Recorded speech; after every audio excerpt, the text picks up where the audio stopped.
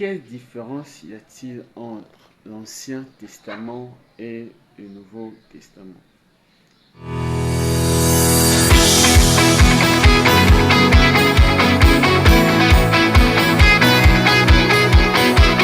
Souvent, plusieurs ne connaissent pas la différence qu'y a-t-il entre l'Ancien Testament et le Nouveau Testament.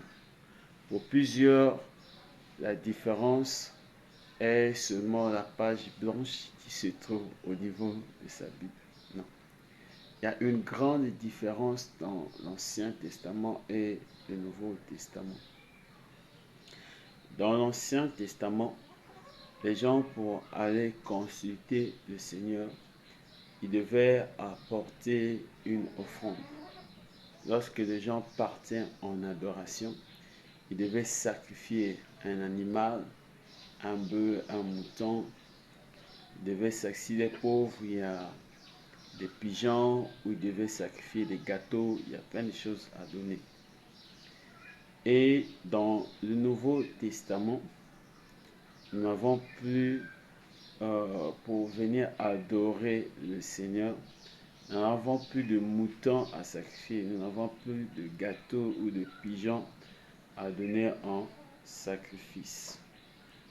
Dans l'Ancien Testament, les gens, pour venir en contact avec Dieu, pour adorer ou pour faire le culte, ils devaient passer par forcément un intermédiaire. Soit c'est le prêtre, soit c'est le prophète. Le prêtre qu'on appelle aussi sacrificateur.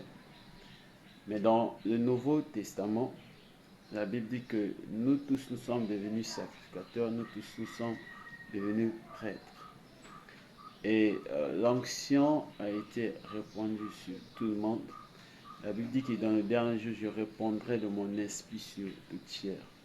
Voilà, donc tous maintenant, nous avons la capacité d'opérer comme prophète, d'être prophétique. Donc au lieu de passer par quelqu'un, on passe directement par nous-mêmes à travers notre foi. Et Jésus aussi est notre intermédiaire. Jésus-Christ est notre passerelle. Donc, au lieu de passer par quelqu'un, nous passons par nous-mêmes à travers notre foi en s'appuyant sur Jésus-Christ. Dans l'Ancien Testament, les gens devaient mériter l'amour de Dieu.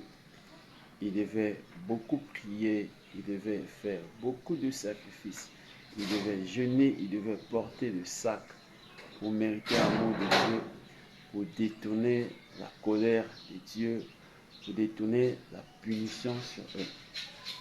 Dans le Nouveau Testament, nous ne méritons plus l'amour de Dieu parce qu'on a compris que Dieu est amour.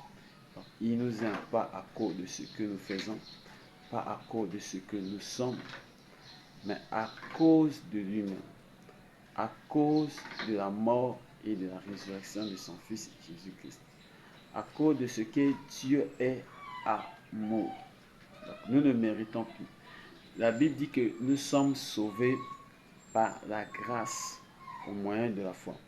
La grâce, c'est ce que Dieu fait pour nous, indépendamment de notre volonté.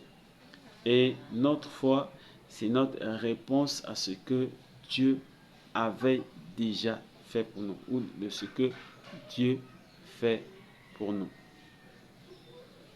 Dans l'Ancien Testament, les gens, chaque année, devaient porter le sacrifice annuel pour le pardon des péchés. Donc, tout le temps, il fallait avoir sacrifié un animal pour le pardon de ses péchés.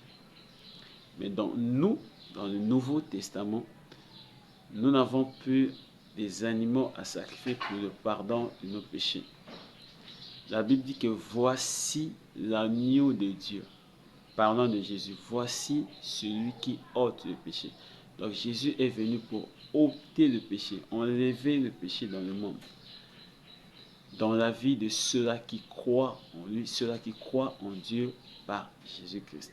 Donc en croyant en Dieu par Jésus-Christ, ton péché a été ôté, c'est-à-dire enlevé, la nature même du péché.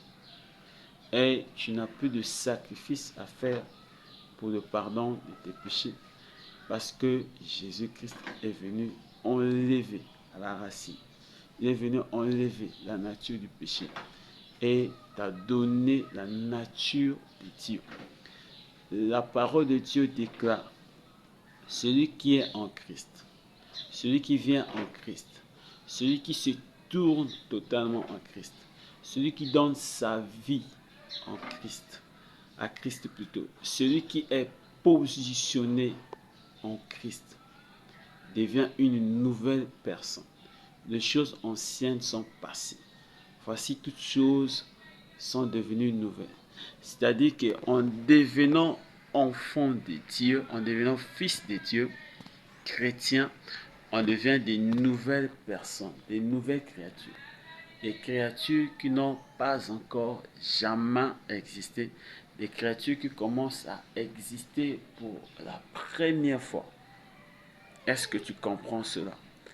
Donc, en devenant enfant de Dieu, en devenant chrétien, nous avons maintenant la nature de Dieu. Nous sommes participants à la nature de Dieu. Nous sommes devenus des rois et des sacrificateurs. Tel que Dieu est, tel que nous sommes, là où Jésus-Christ est, là où nous sommes. La Bible dit que nous sommes assis avec Christ dans les lieux célestes. Donc nous sommes assis et nous avons la vie éternelle. Donc toutes ces choses, dans l'Ancien Testament, il n'y en a pas. Et nous, aujourd'hui, on ne mérite plus l'amour. On ne mérite plus rien. Ce n'est pas ce que nous allons faire qui va faire que Dieu puisse opérer ou Dieu puisse faire ceci. Mais c'est à cause de ce que Jésus-Christ avait fait. Donc ça, ce sont des grandes différences entre l'Ancien Testament et le Nouveau Testament. J'espère que tu as compris quelque chose. Si tu as des questions, n'hésite pas de les poser en commentaire. Encourage-moi en mettant un like, partage cette vidéo pour que ça puisse bénir plusieurs personnes. C'est ton frère Tchodali, le cèdre, paix et grâce sur toi. Demeure béni.